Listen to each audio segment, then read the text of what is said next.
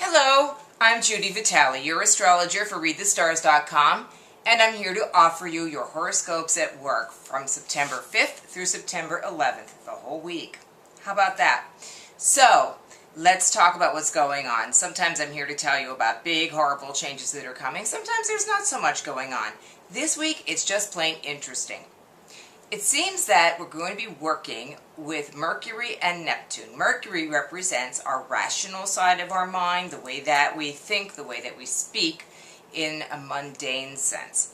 Neptune, on the other hand, is that part that kind of communicates with the spirit within us and how we express that to the rest of the world. So it's going to be really fascinating as the moon gets involved with both of these planets on both ends of the week, and how it also, the two planets themselves, are in an exact opposition this week. So it's going to be this whole thing of how can we balance what we would call, I suppose, our right and left brains. So let's go and I'll tell you how it's going to break down day to day. Monday.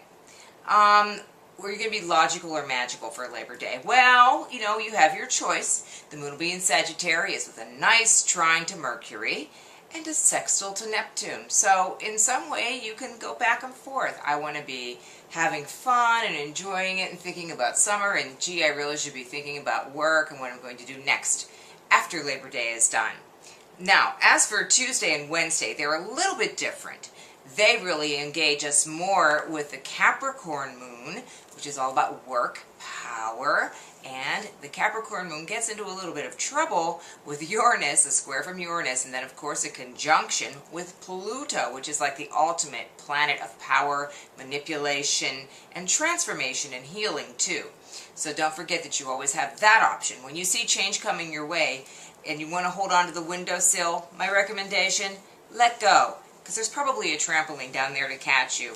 If you hold on too hard, whatever's happening and Pluto are going to pull your fingers off that window and you're going to come flying down, and maybe the trampoline will be there to catch you, but let's hope you're not too late by then. On Wednesday, we will have things slightly more harmonious in the beginning of the day, but then by the end of the day, the moon will get into a square with Saturn, which will be sort of like, well, I want to do this, but no, you can't, because Saturn usually does tell us, no, we can't, and why.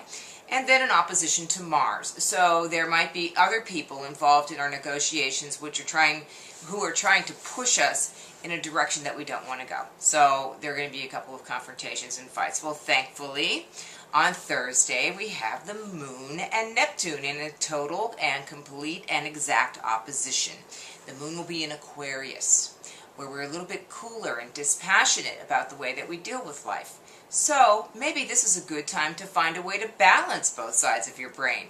You can work on that in your meditation, of course, and you can also work on it in your daily life by applying what you learn, by connecting with your very inner self and however it is that you perceive your higher power, God, or however you look at it, and how you can bring that out into your regular life and see what matters can be done by instinct and knowing, a sense of knowing, and what can be done by your actual rational mind. And usually when you can combine both, you've got a lot of good stuff going on.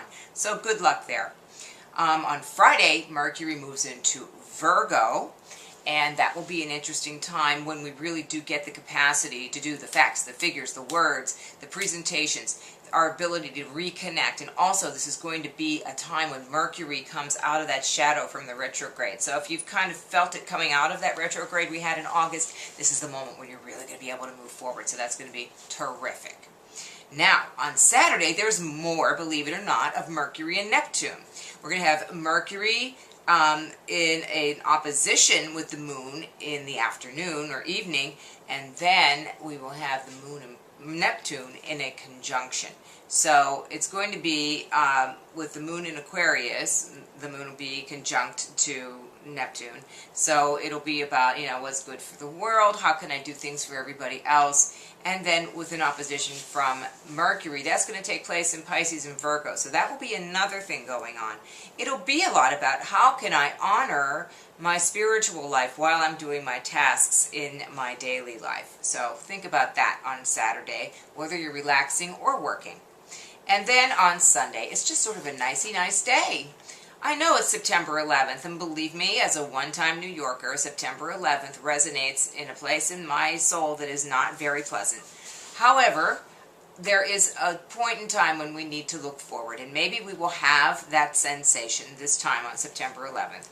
Venus will be in a nice little comfortable sextile with Mars, and the moon will be right in between in a sextile with Jupiter and with Pluto. So I really do want to see September 11th this time as being a moment when we look forward into the future. I think that would be a really cool thing. So that's the week the way that I see it. If you have any questions or observations or other things that you'd like to talk to me about, you can contact me at Judi, Judi, at readthestars.com.